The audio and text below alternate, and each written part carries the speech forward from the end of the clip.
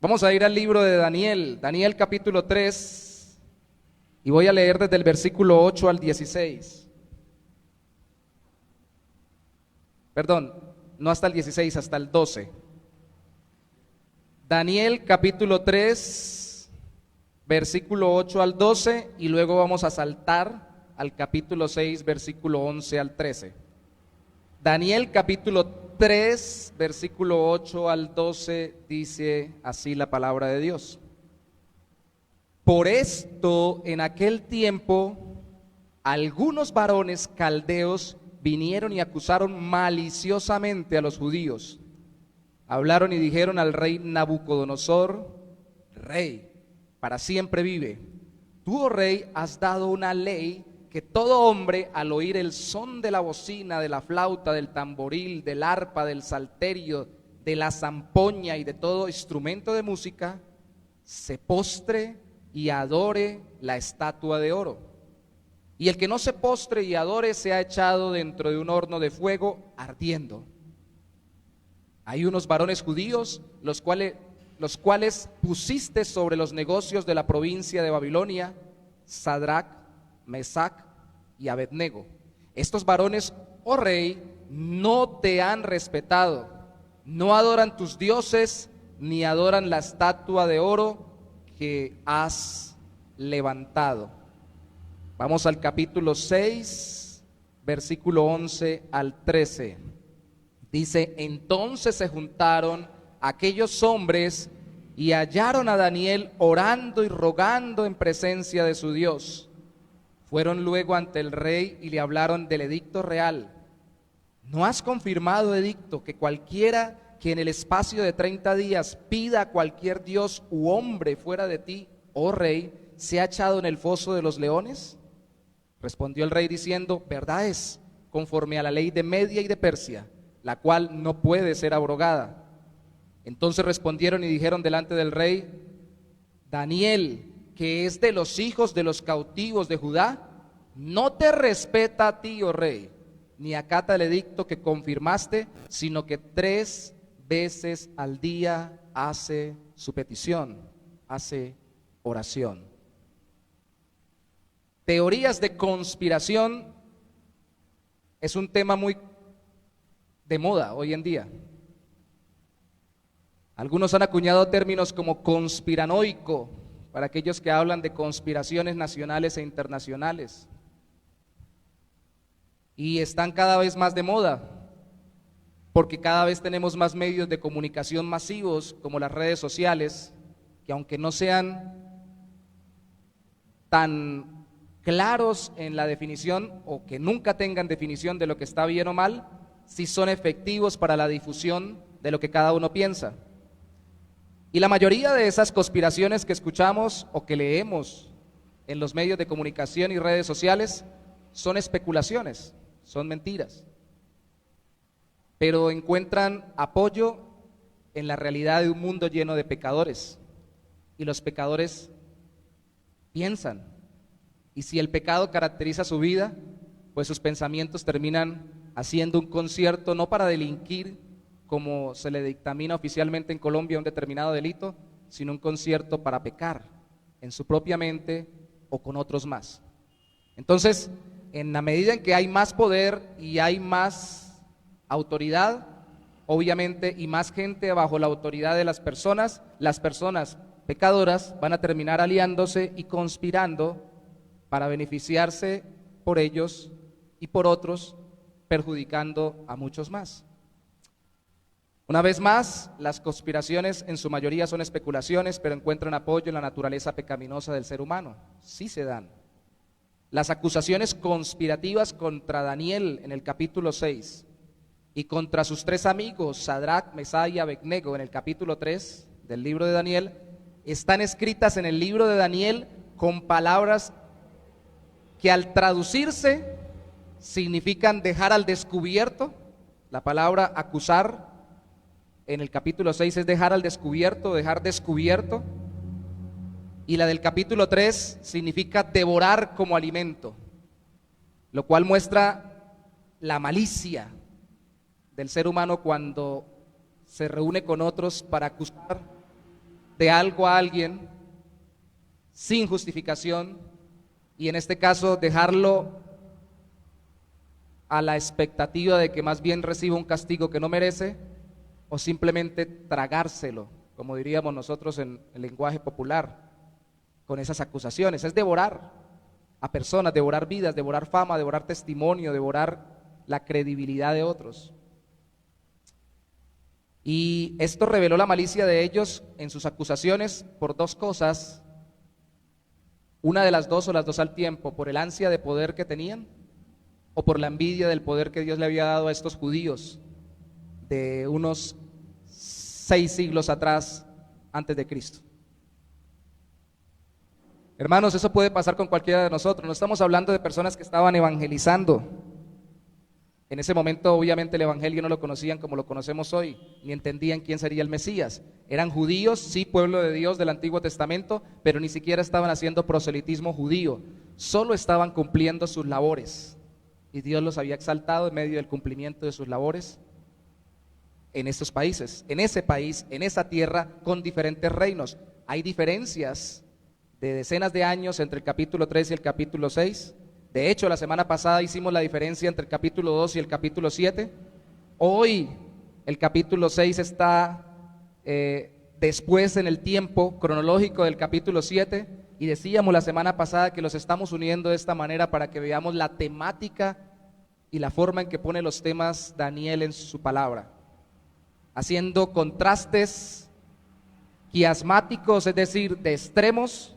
La vez pasada el tema del capítulo 2 era el mismo del capítulo 7 en diferentes circunstancias, con diferentes visiones. Hoy el tema es el mismo del capítulo 3 y el capítulo 6, en diferentes tiempos, con diferentes reinos, con diferentes reyes, incluso con diferentes protagonistas y víctimas de las acusaciones, como en el capítulo 3 los amigos de Daniel, y en el capítulo 6 Daniel. Aunque el mismo diablo incite la acusación contra los siervos de Dios, podemos confiar en que Dios estará a nuestro favor si somos sus siervos por causa de Cristo. No se trata de esto, de estudiarlo para entender lo que pasó con ellos solamente. Se trata de estudiarlo para que nuestro corazón se aliente y entendamos que aunque Satanás incitara personalmente a las personas más poderosas de nuestro tiempo para que nos hicieran daño, eso no impedirá que el Señor esté con nosotros y al final nos defienda y nos libere, como lo hizo con ellos, o nos libre, como nos enseñó Cristo a pedir, de todo mal. Qué gran Dios tenemos, ¿cierto? Estábamos cantándolo hace un momento, ¿cierto? Cuán grande es Dios. Bueno, está más grande y por encima de Nabucodonosor y por encima de Darío, reyes de Babilonia y de Medo-Persia, de la antigüedad. Entonces, ¿cómo nos puede librar Dios de acusaciones tan grandes y peligrosas en este mundo? ¿Cómo? Pues veamos cómo lo hizo con ellos, con Daniel y sus amigos. Vamos a ver 4 cosas hoy de estos 2 capítulos. La primera, la elaboración de la acusación. La segunda, el efecto de la acusación. La tercera, la respuesta de los siervos de Dios ante la acusación. Y la cuarta, que nos interesa mucho, la respuesta de Dios a sus siervos en medio de las acusaciones. Elaboración de la acusación. Leímos las acusaciones iniciando, antes de empezar a exponer el texto, leímos las acusaciones en ambos capítulos. Leamos ahora lo que pasó antes de las acusaciones. Por favor, vaya conmigo al versículo 1 del capítulo 3. En el tiempo de Nabucodonosor, sucede que, capítulo 3, versículo 1, el rey Nabucodonosor hizo una estatua de oro, cuya altura era de 60 codos y su anchura de 6 codos. La Nueva Traducción Viviente interpreta aquí, o traduce, 27 metros de altura y 2,5 de ancho. La levantó en el campo de Dura, en la provincia de Babilonia. O sea, más o menos una estatua con unos 10 pisos, creo yo, de altura, como un edificio de 10 pisos.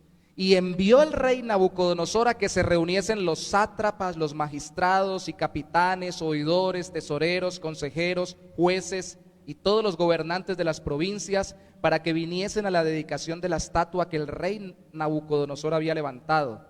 Fueron pues reunidos los sátrapas, magistrados, capitanes, oidores, tesoreros, consejeros, jueces. Cuando la Biblia repite algo así, es importante. Jueces y todos los gobernadores de las provincias a la dedicación de la estatua que el rey Nabucodonosor había levantado.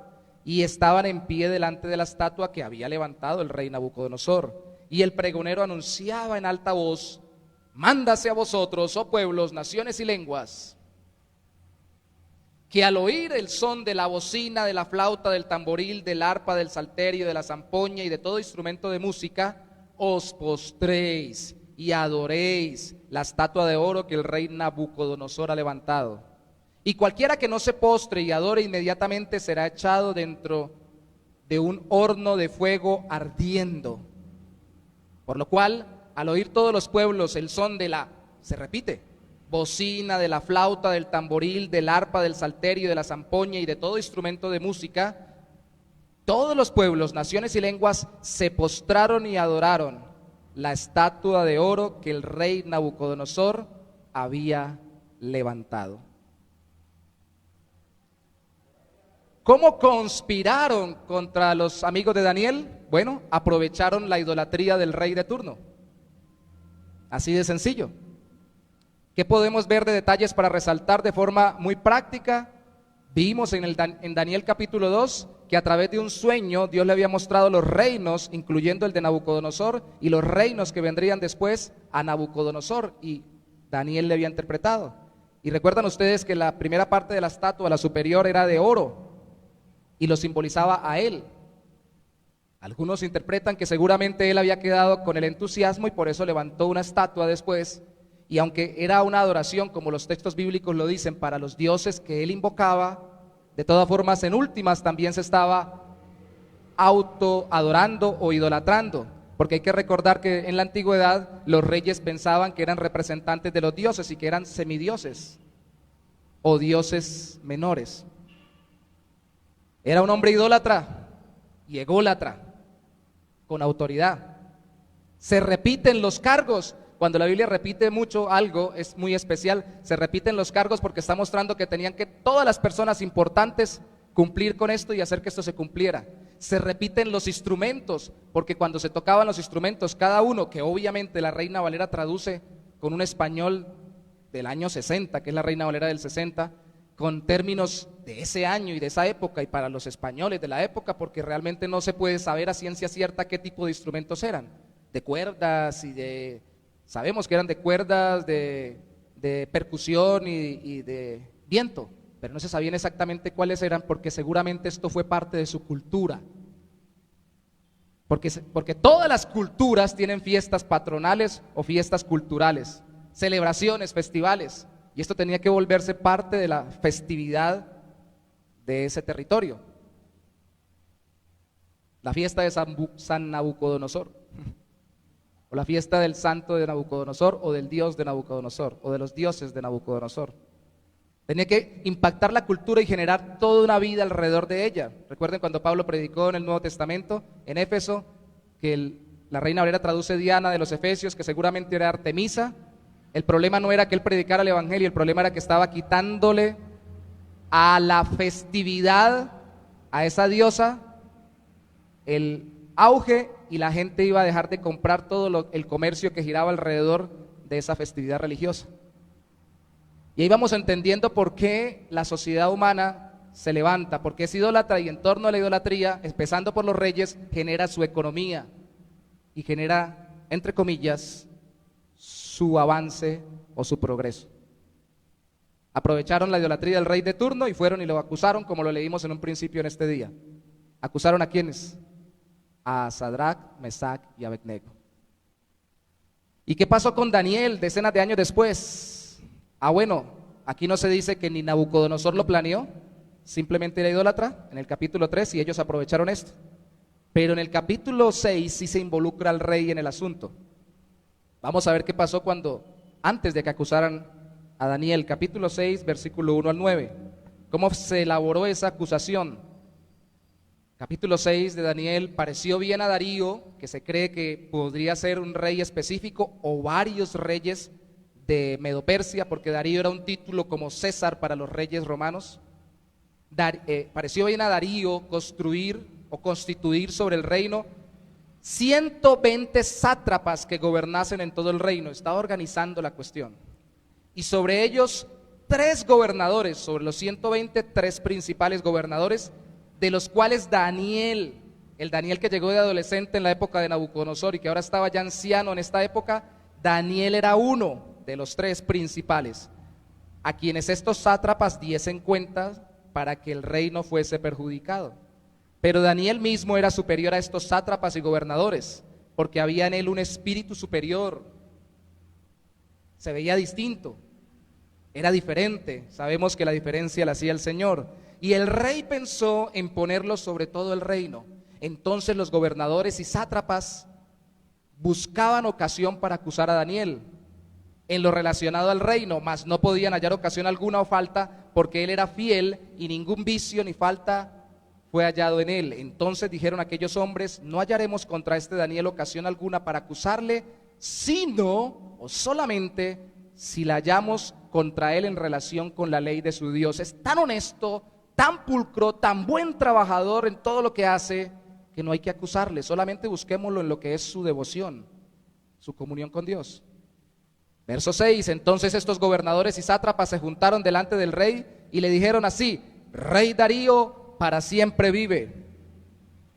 Todos los gobernadores del reino, magistrados, sátrapas, príncipes y capitanes, una vez más todos los principales, han acordado por consejo que promulgues un edicto real y lo confirmes, que cualquiera que en el espacio de 30 días demande petición de cualquier dios u hombre fuera de ti, oh rey, sea echado en el foso de los leones. Ahora, oh rey, confirma el edicto y fírmalo para que no pueda ser revocado conforme a la ley de Media y de Persia, la cual no puede ser abrogada. Firmó pues el rey Darío el edicto y la prohibición. Aquí, si antes aprovecharon la idolatría del rey de turno, que era Nabucodonosor, con los 3 jóvenes, aquí alentaron la idolatría del rey que en ese momento tenía Daniel, el rey Darío. Y no solo la aprovecharon, sino que la alentaron. ¿Qué estaba haciendo Darío? Algunos dicen, si ustedes se dieron cuenta conmigo en el versículo 2, que él colocó esta cantidad de gente, estos 120 gobernantes, y por sobre ellos 3 más, incluido Daniel, para no salir perjudicado. Tal vez tenía problemas de gobierno y estaba organizando la cuestión de nuevo. Y eran conflictivos. Y nosotros a veces pensamos que gobernar una casa es complejo, ¿no? Que lidiar con la pareja es enredado. Que es difícil lidiar con un salón cuando uno le da clases, o con unas personas que uno le quiera enseñar algo de parte de Dios. Lidie usted con todo un reino, con todo un país y con una cantidad de gente que tenga gobernándolos. Hizo todo eso y de todas formas, como él vio que Daniel era superior, pensó en ponerlo por sobre todos los demás. Además de que ya era uno de los 3 principales, quería ponerlo sobre todos. Y aquí ellos alentaron la idolatría a este rey que no estaba teniendo costumbres idolátricas, al menos con respecto a este momento y a esta decisión, para perjudicar deliberadamente a Daniel. ¿Entiende usted que cualquiera puede maquinar algo en su contra? ¿Cualquiera? Cualquiera. ¿Entiende usted que Daniel y sus amigos estaban en su sitio de trabajo? Cualquiera nos puede mirar y se puede desagradar por la forma como hablamos, la manera en que caminamos, los pensamientos que tenemos. Obviamente, aquí se entiende que esto era una oposición al reino de Dios porque eran siervos de Dios. Y ya vamos a ver un poco más de ello, pero el asunto es, cualquiera se puede desagradar de nosotros y en cualquier ámbito nos puede hacer la guerra. Familias, estudio, trabajo. ¿Usted piensa que a todo mundo le puede agradar totalmente? Y que nunca nadie va a sentirse incómodo con usted. Alguna vez le dije, una persona me dijo cuando llegué, hace muchos años, siempre viene a mi memoria esta ilustración personal, cuando llegué a cobrar en un lugar, una factura, tal vez era por eso, porque iba a cobrar, llegué con una sonrisa amplia, no sé en qué venía pensando, el Señor y su gracia seguramente, o algo que Dios me había permitido vivir. Y cuando llegué sonriendo, donde ese cliente al que atendía, la persona me insultó y me dijo: ¿y de qué se ríe? Yo, pues, no sé qué venía pensando, pero me vengo riendo.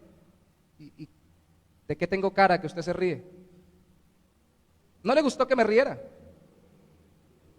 No les va a gustar a muchas personas nuestra forma de hablar, de ser, y sobre todo, y esto es muy importante, de ser fieles al Señor y a su voluntad.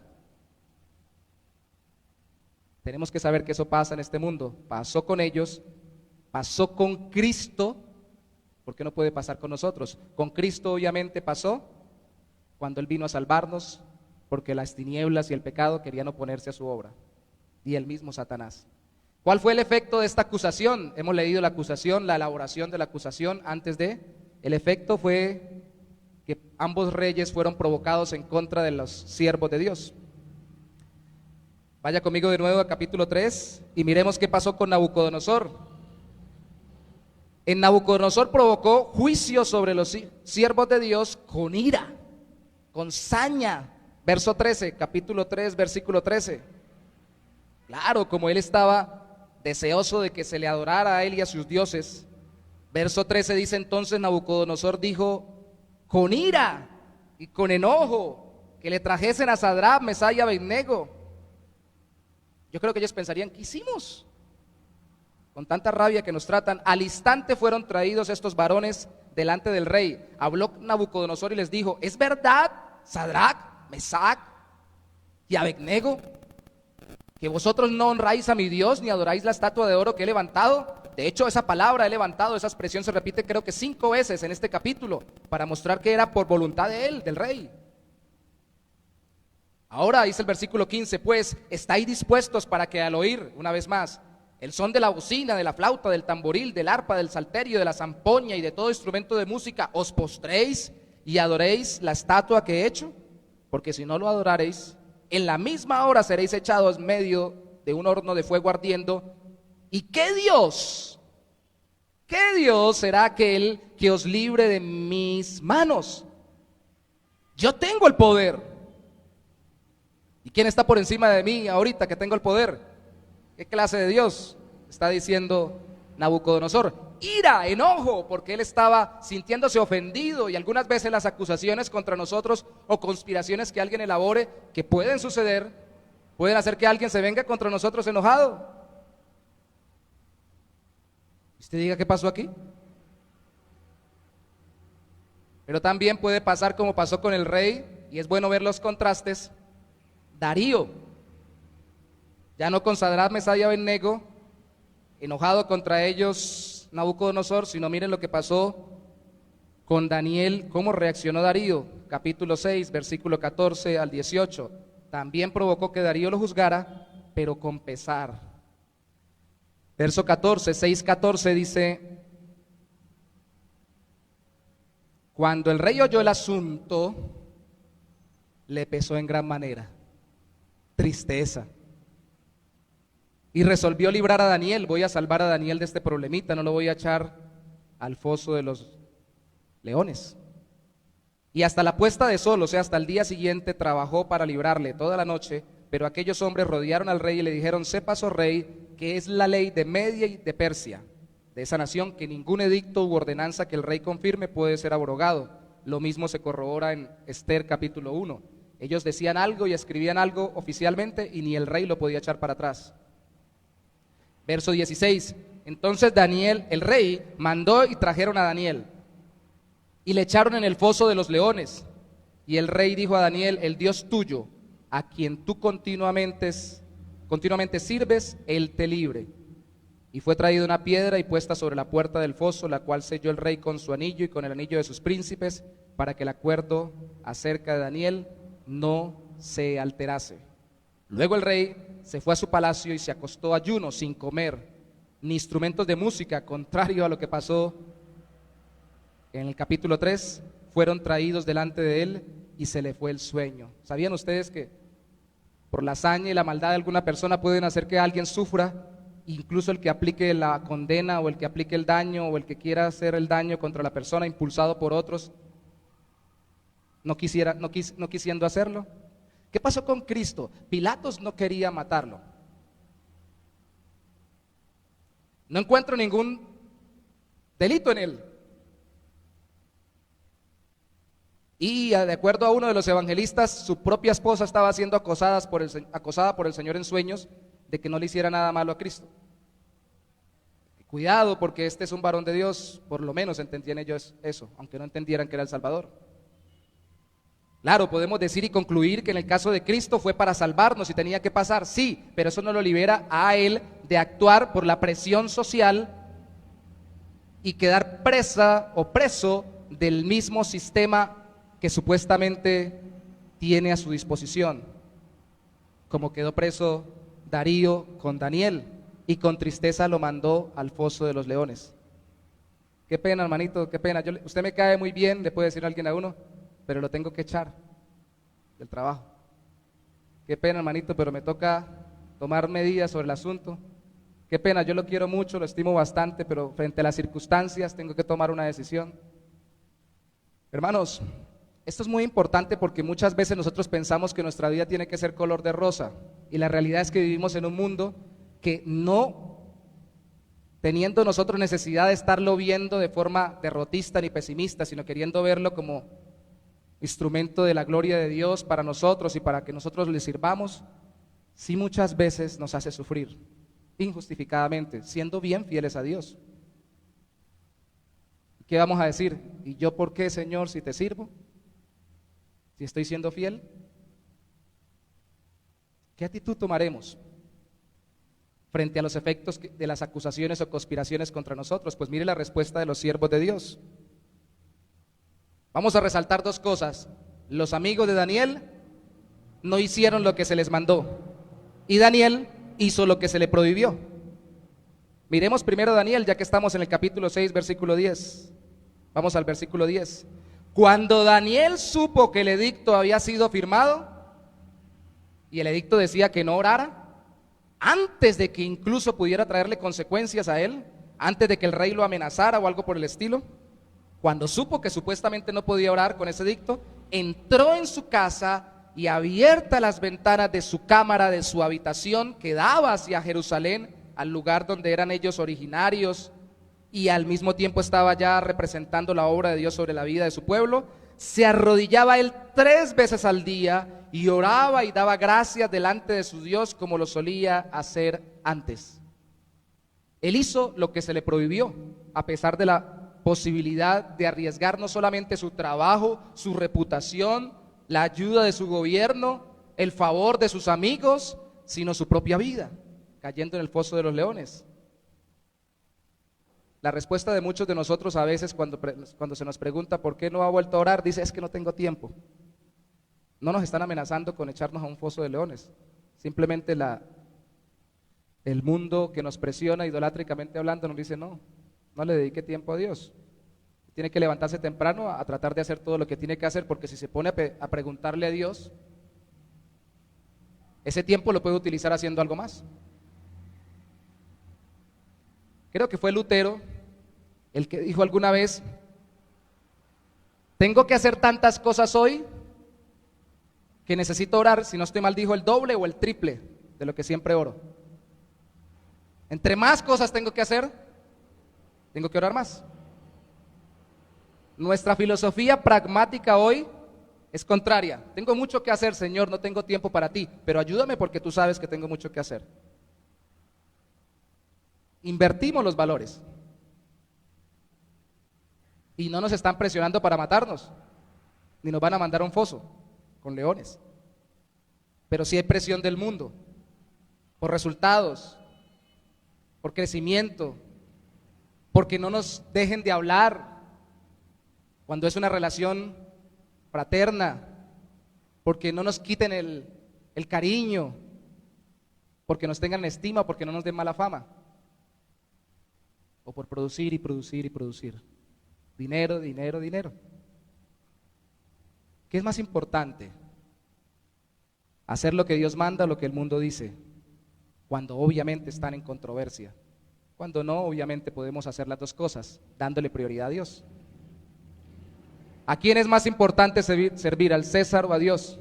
Dad al César lo que es del César y a Dios lo que es de Dios, dijo Cristo. Siempre y cuando lo que el mundo nos pide no nos lleve a contrariar nuestra relación con el Señor, no hay problema.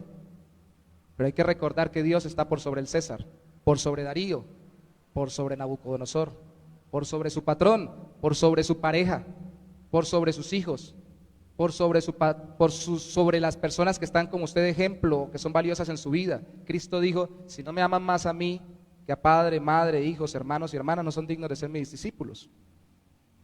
Por sobre su propia vida. Y termina usted amando verdaderamente y más a sus papás, a sus hermanos, a su pareja, y a usted mismo, valorándose más en las manos de Dios cuando Él es primero y Él tiene la prioridad. Él abrió, alguien podría decir, lo hizo ahora sí porque está amenazado, ¿no? Versículo 10, la parte final dice: como lo solía hacer antes. Ay, salió un edicto ahora que dice el gobierno que no podemos hacer culto. Pues vamos ahora sí a ir a culto. Llevo 10 años de no ir a culto, pero ahora sí voy a ir a culto porque salió un edicto y voy a incumplir las leyes del César, o de Darío, o de Nabucodonosor. No, no se trata en ese momento. Algunos interpretan, por ejemplo, cuando la Biblia dice que algunas versiones antiguas no traducen oración y ayuno, cuando la Biblia dice, algunas traducen solo oración, que este género de demonios solo sale con oración y ayuno. Entonces vamos ahora sí a orar y ayunar, porque hay un problema grande espiritual sobre una persona y tenemos que orar por él. No, en ese momento, no solamente. Cristo está hablando, ¿dónde está vuestra fe? Y la fe se alimenta de la confianza en la relación con Dios. Vida continua de oración y de comunión con Él. No es a última hora. Pero el Señor es tan hermoso que no está haciendo cuenta de cuánto lleva usted sin orar y caminar con Él. Le está diciendo hoy: ven, ponme a mí como primero. No temas al mundo, no te dejes llevar por la presión humana. Hacer lo que se le prohibía. Así reaccionaron los siervos de Dios como Daniel, pero ¿cómo hicieron sus amigos decenas de años antes en el capítulo 3? ¿Cómo reaccionaron? A estos sí los amenazó abiertamente el rey Nabucodonosor, y en el versículo 16 al 18 se encuentra su respuesta. Sadrac 3:16 de Daniel. Sadrac, Mesad y Abednego respondieron al rey Nabucodonosor diciendo: no es necesario que te respondamos sobre este asunto. No hay que dar vueltas sobre esto, rey. He aquí nuestro Dios, a quien servimos, puede librarnos del horno de fuego ardiendo. Y de tu mano, rey, nos librará. Confiamos que nos va a salvar de este horno. Y si no nos libra y si morimos en el horno de fuego, sepas, oh rey, que no serviremos a tus dioses, ni tampoco adoraremos la estatua que has levantado. ¿Cómo reaccionaron ellos? No hicieron lo que se les mandaba, así su vida estuviera en juego. Daniel hizo lo que se le prohibía. Se le prohibía caminar con Dios, como cuando el mundo nos presiona para que no tengamos relación con el Señor. Ellos no hicieron lo que se les mandaba porque era contra la voluntad de Dios. Culto idolátrico, aunque eran amenazados para ello. ¿Cómo respondemos nosotros cuando se nos está mandando a hacer algo que no es conforme a la voluntad de Dios? Respondemos como los discípulos de Cristo en Hechos de los Apóstoles, que precisamente le dijeron al rey de turno o al líder de turno que no podían dejar de obedecer a los hombres antes que a Dios. Ellos porque estaban evangelizando y no podían dejar de hacerlo. Pero si les mandaba a ese rey a hacer algo, como cuando se les mandaba en el tiempo de los romanos se cree históricamente, a rendir culto en las procesiones de los romanos al César como si fuera como señor, casi como un semidios también, y ellos no lo hacían, se les podía matar, ellos no lo hacían. Hermanos, el cristianismo no es solo prohibiciones. Dije deliberadamente primero Daniel 6 cómo reaccionó, para que nos demos cuenta que hay que hacer, no solo dejar de hacer. Hay personas que entran a una iglesia cristiana o que cuando llegamos al evangelio o a alguna iglesia cristiana y esperamos encontrar la lista de prohibiciones. No fume, no tome, no baile pegado, no haga esto, no haga aquello, no haga lo otro, por citar algunas cosas. Y esperamos la lista de qué no hacer, qué tengo que dejar de hacer. Sí, hay cosas que hay que dejar de hacer que ofenden el corazón de Dios. De nuestra cultura, sí. De nuestro gobierno, sí. De nuestros líderes, sí. No todas. ¿Eso nos impide ser siervos fieles al Señor y productivos a nuestra cultura? No. Sadrac, Mesad y Abednego eran gobernantes de la época y Daniel iba a ser incluso después del rey Darío el más grande, como lo fue con Nabucodonosor. Podemos ser efectivos y productivos sin ser infieles a Dios. Pero el asunto es que esperamos a veces lista de provisión y no sabemos que tenemos lista de acciones. ¿Qué hay que hacer? Orar, servir, ser fieles y tener diligencia en lo que se nos manda en este mundo hacer, que no es en contra de la voluntad de Dios. ¿Responde usted a las acusaciones obedeciendo a Dios en paz? Como respondió Cristo ante sus acusadores cuando enmudeció y antes de eso oró al Señor, al Padre Celestial, y en la cruz dijo: perdónalos porque no saben lo que hacen. ¿Entiende usted que las personas que se levantan contra nosotros no lo hacen porque se consideran del ejército enemigo? Dicen: reunámonos porque nosotros somos del diablo y su combo y vamos a ir contra estos hijos de Dios. Nadie hace eso. Las persecuciones contra las iglesias cristianas y contra los creyentes en general no han sido porque predican al Señor, y en una época como la nuestra no nos van a perseguir porque somos cristianos, porque se supone que hay libertad religiosa. Se nos va a perseguir por intolerantes, por predicar que solo hay salvación a través de Dios, a través de Jesucristo, de su Hijo. Se nos va a perseguir por faltos de amplitud de criterio, por ser exclusivistas y por una cantidad de cosas más. Por eso es que se nos va a perseguir. Nunca se nos va a perseguir por otra cosa, sino por ese tipo de cosas. Claro, hay sitios tan tremendos como en Afganistán que eso se ve terriblemente fuerte, pero hay sitios tan agazapados y formas tan agazapadas de presionarnos en el mundo para que no sirvamos al Señor, como en nuestro lado del mundo, donde lo más difícil es saber quién es cristiano y quién no. ¿Cuál es su respuesta cuando está siendo azotado, como en la parábola que Cristo dijo de los terrenos, cuando la semilla cae y vienen las pruebas? La mayoría de gente, cuando empieza la prueba: ay no, yo como que me metí a cristiano, pero tengo problemas con mi familia, con mi papá, con mi mamá, con mi tío, con mi primo, con mi sobrino, con el chivo, hasta con el gato tengo problemas, todo el mundo se me ha levantado. Entonces estaba con mucha alegría y le pasa lo que en esa parábola de los terrenos pasa con la semilla que cae en la tierra sin agua y con pedregales. Rapidito sale, está contento, pero rapidito también deja todo botado y no sigue más al Señor. Queremos ser fieles y constantes. El Señor nos está llamando a responder con paz. Nunca ni Daniel ni sus amigos contestaron groseramente, ni Cristo tampoco, ni los discípulos. Trataron de ser lo más reverentes y educados, pero lo más claros, y decir la verdad en amor no es contradictorio, es complementario. Predicar el evangelio con mansedumbre y querer obedecer al Señor y no desobedecerlo y proclamarlo con todo nuestro corazón no significa que deliberadamente arremetamos contra las personas que nos están atacando. Así querramos hacerlo a veces. Queremos aplicar la filosofía del viejo canto o la vieja canción tropical de un hombre que se llamaba Pastor, decía: golpe con golpe yo pago, eso sí, beso con beso devuelvo. Entonces, si a mí me andan duro, que sepan que yo soy un hijo de Dios y ando duro, que sepan que aquí está el hombre del Señor. No, los hombres y las mujeres de Dios podemos exponer lo que está mal, podemos aún reclamar por lo que está mal, pero tenemos que mostrar a Cristo en medio de todo eso, la paz que nos da el Señor por medio de la reconciliación que nos ha dado a través de su muerte y resurrección. Si no, ¿dónde está nuestro carácter? Al final, la respuesta de Dios, yo sé que es lo que más les interesaría a ustedes y a mí también que viéramos. Capítulo 3, ya que estamos allí, veamos versículo 24 al 27.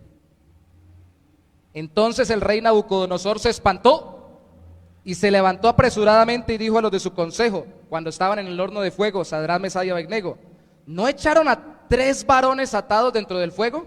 Ellos respondieron al rey: es verdad, oh rey.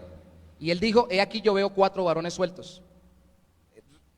Piénselo bien, no ve 3, ve 4 y los ve sueltos, o sea, están moviéndose como quieren. Dice ahí que se pasean en medio del fuego sin sufrir ningún daño. Que aunque eso fue real, tipifica cómo nosotros podemos movernos en medio de las dificultades sin perder la paz del Señor. Y el aspecto del cuarto es semejante a hijo de los dioses. Este parece venido de un lugar fuera de lo terrenal. Entonces Nabucodonosor, versículo 26, se acercó a la puerta del horno de fuego ardiendo y dijo: Sadrach, Mesach y Abednego, siervos del Dios Altísimo, salid y venid. Seguramente era algo donde caían y tal vez había una forma de salir, una especie de escalinata. Entonces Sadrach, Mesach y Abednego salieron de en medio del fuego y se juntaron los sátrapas, los gobernadores, los capitanes y los consejeros del rey para mirar a estos varones. Todos esos que habían sido mencionados con tanta importancia se quedaron asustados. Como el fuego no había tenido poder alguno sobre sus cuerpos, ni aun el cabello de sus cabezas se había quemado, sus ropas estaban intactas y ni siquiera el olor del fuego tenían.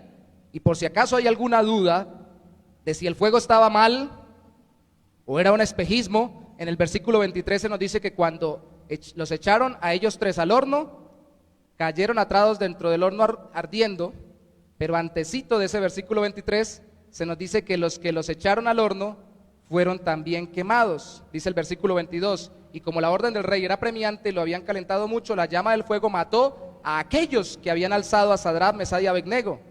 Por si acaso pensamos que era un problema de fuego, un fuego que no quema. Se quemaron los que los echaron. Debería pasar que alguien nos diga a nosotros, pero bueno, yo sé, no somos perfectos, hermanos, y para eso está la iglesia, para que nos ayudemos. Pero escuche, debería pasar, y no tan irregularmente, sino cada vez más constantemente, que alguien diga, ¿y usted cómo hace para estar tranquilo o tranquila, o al menos no volverse loco o loca en medio de todas las cosas que está viviendo y las circunstancias que están pasando? Es que el Señor está conmigo en medio del horno de fuego. Yo ya hubiera botado la toalla.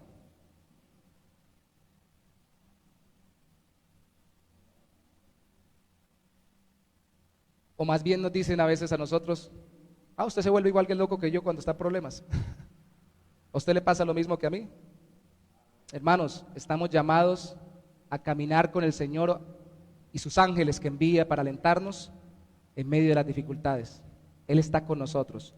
Si era un ángel, algunos piensan que era una teofanía, una manifestación anticipada de Cristo o de Dios mismo con ellos. Lo que está simbolizando es que el Señor estaba con ellos en medio de todas las pruebas. Dios está con nosotros, no importa lo candente de la prueba. ¿Qué es lo importante? ¿Que se apaguen el fuego? No. ¿Que el fuego no sea el bueno? Tampoco. Que el Señor esté con nosotros en medio del fuego.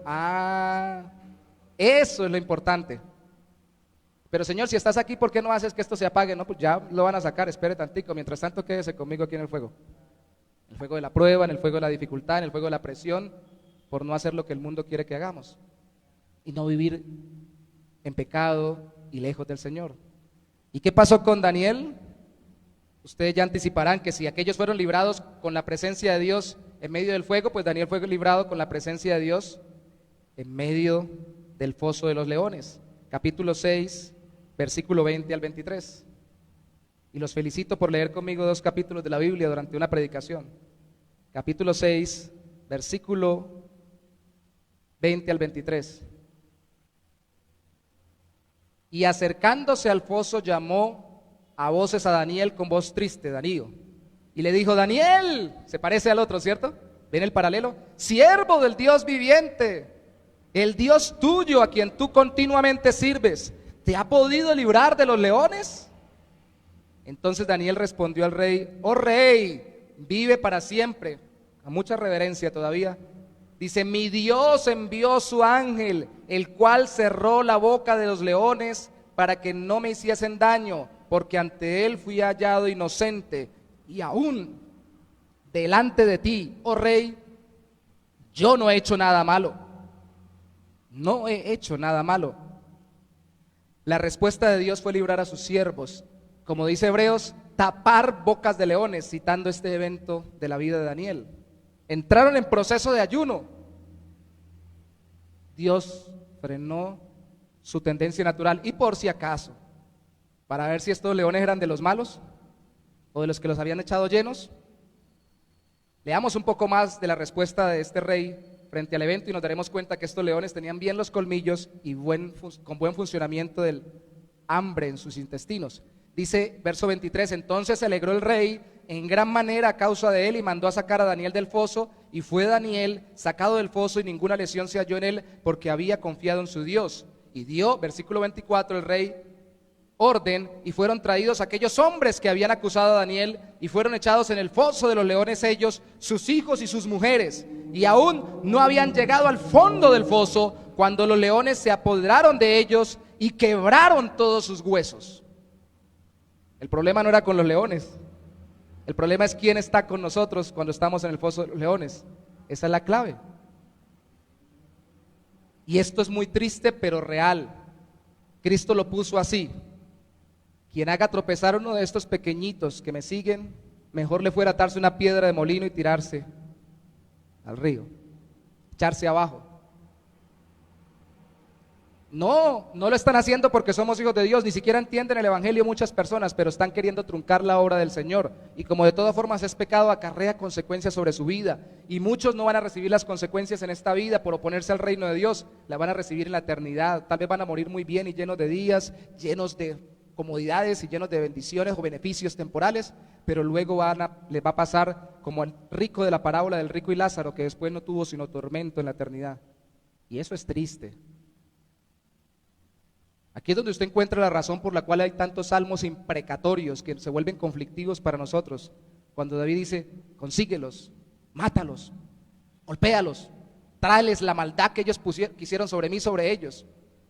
No podemos desligar a David de su naturaleza humana, deseando ser no solamente liberado de sus enemigos, sino también cobrar venganza de ellos, pero sabiendo que es por inspiración divina. Lo que predomina en los textos bíblicos o los salmos imprecatorios es el deseo de que Dios hiciera justicia y que trajera retribución por la maldad, porque eso también es parte del trabajo de Dios sobre el ser humano. Y es triste, porque como a Dios mismo, a nosotros como creyentes nos pasa que queremos que la gente sea salvada, pero por su pecado y su maldad, si no lo hacen y si no se quieren arrepentir, van a acarrear dolores en esta vida, y es feo, difícil, complejo ver las personas sufrir.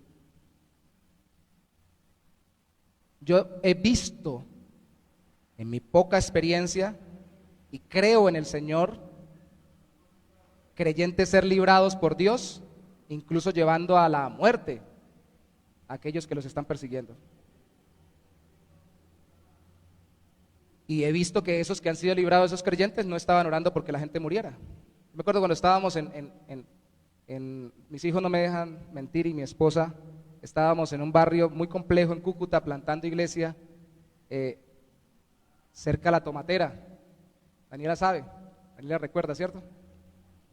No, Daniela no estaba con nosotros allá, no, estaba con nosotros en Belén, en un barrio que se llama Cuberos Niño. Y en esa esquina yo no pensaba que hubiera lo que hay por acá mucho, y que aquí lo hemos tenido y ya se han movido ollas de drogadicción, venta de droga.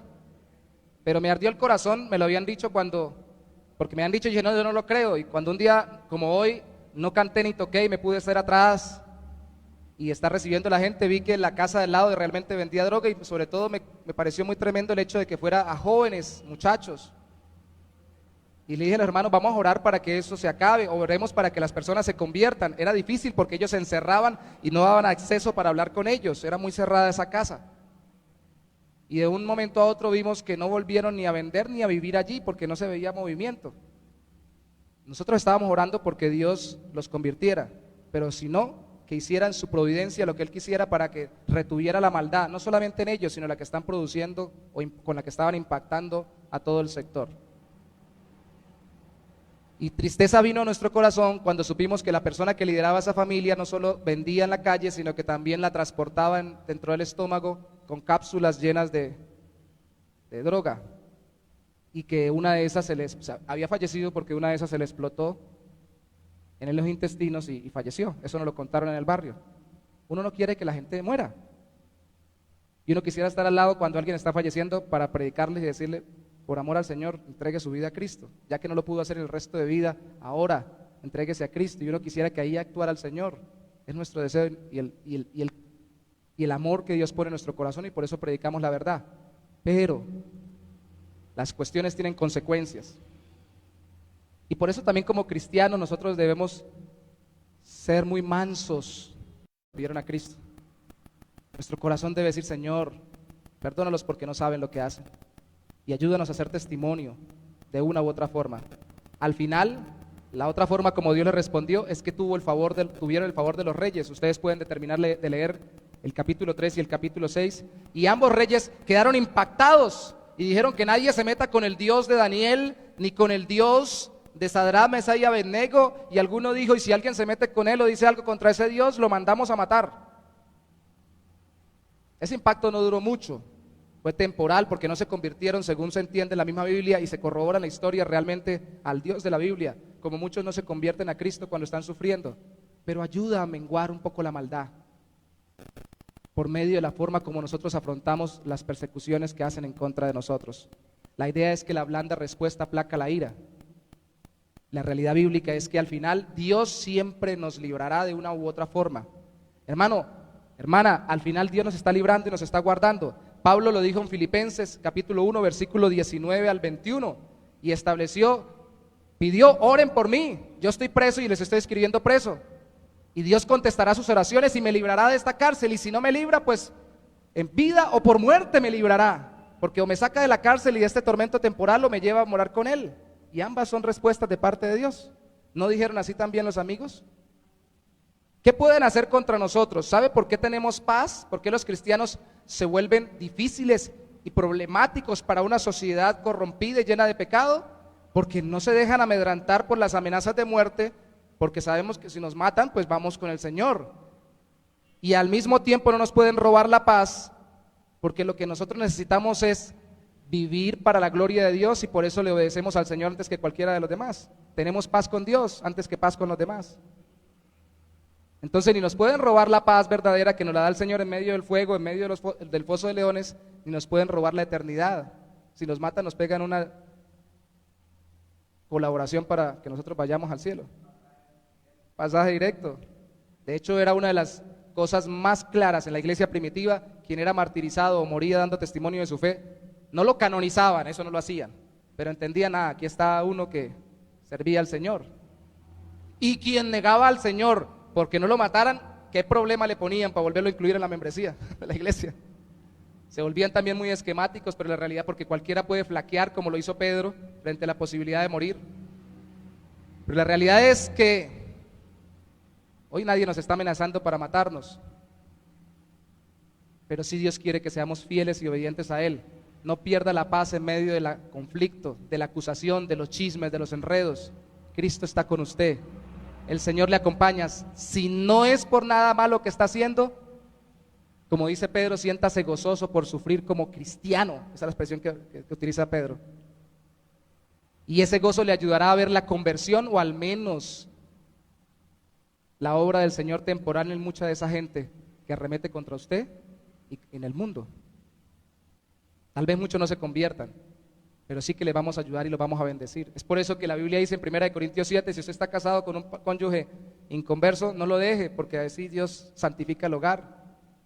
Si usted está en un trabajo donde todos son inconversos, pues a no ser que sea muy necesario, no lo deje para que santifique el trabajo y tenga la oportunidad de dar testimonio al Señor con su carácter y su vida.